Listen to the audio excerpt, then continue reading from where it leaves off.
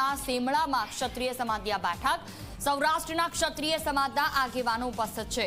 ગોંડલની બેઠક બાદ સમાધાન થવાની પૂરી શક્યતા છે। રૂપાલાએ માફી માંગી છે તો આપણે માફી આપવી જોઈએ। ભૂતકાળમાં અનેક લોકોને માફી આપી છે, રૂપાલાને પણ માફી આપવી જોઈએ।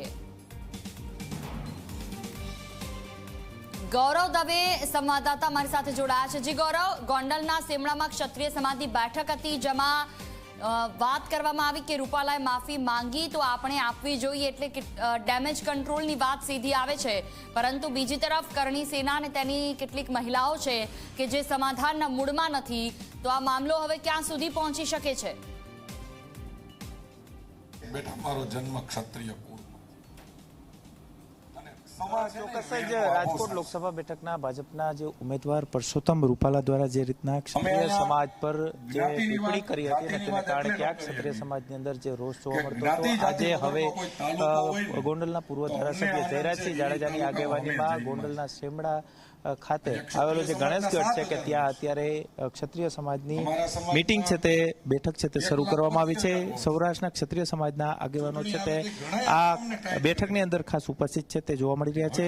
સમગ્ર સૌરાષ્ટ્ર નહીં પરંતુ ગુજરાતભરમાંથી જે ક્ષત્રિય સમાજના આગેવાનો છે તે મોટી સંખ્યાની અંદર ઉપસ્થિત છે તે જોવા મળી રહ્યા છે। સાથે જ ભારતીય જનતા પાર્ટી સાથે જોડાયેલા રાજ્યસભાના સાંસદ, ક્ષત્રિય સમાજના જે ધારાસભ્યો, સંગઠનના જે આગેવાનો છે તેઓ પણ ખાસ આ કાર્યક્રમની અંદર, આ બેઠકની અંદર ઉપસ્થિત છે તે જોવા મળી રહ્યા છે।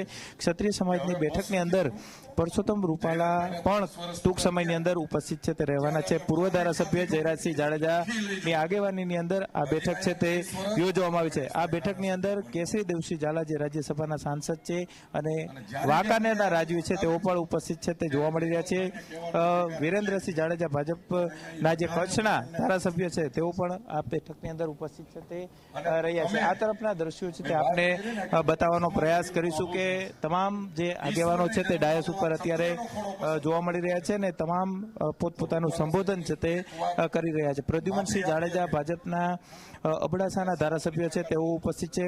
લીંબડીના જે ધારાસભ્ય કિરીટસિંહ રાણા છે તે અત્યારે ડાયસ ઉપર આપ જોઈ શકો છો। હકુબા જાડેજા જે જામનગરના પૂર્વ ધારાસભ્ય છે તે પણ અહીં ઉપસ્થિત રહે તેવી પૂરી શક્યતાઓ છે તે જોવા મળી રહી છે। નરેન્દ્રસિંહ જાડેજા રાજકોટ લોધિકા સંઘના પ્રમુખ છે તેઓ પણ અત્યારે ઉપસ્થિત છે તે જોવા મળી રહ્યા છે। નરેન્દ્રસિંહ જાડેજા મહામંત્રી, ભાજપના જિલ્લા ભાજપના મહામંત્રી છે તેઓ પણ અત્યારે ઉપસ્થિત છે તે જોવા મળી રહ્યા છે। ગોંડલ ખાતે જે બેઠક મળી છે તે બેઠકની અંદર પરસોત્તમ રૂપાલા દ્વારા જે વિવાદાસ્પદ જે ટિપ્પણી કરવામાં આવી હતી, આ ટિપ્પણીને લઈને ક્યાંક સમાધાનકારી વલણો છે તે દાખવવા માટેના પ્રયાસો છે તે હાથ ધરવામાં આવ્યા છે। મહેન્દ્રસિંહ સરવૈયા પણ ખાસ ઉપસ્થિત છે તે રહ્યા છે। જયરાજસિંહ જાડેજાની આગેવાનીમાં આ જે સમાજના જે તમામ શ્રેષ્ઠીઓ છે તેમને સમજાવવાનો પ્રયાસ છે તે અત્યારે કરવામાં આવી રહ્યો છે। સાથે જ જે પરસોત્તમ રૂપાલાએ જે નિવેદન આપ્યું હતું તે યોગ્ય નથી, પરંતુ તેમને માફી માંગી લીધી છે। પછી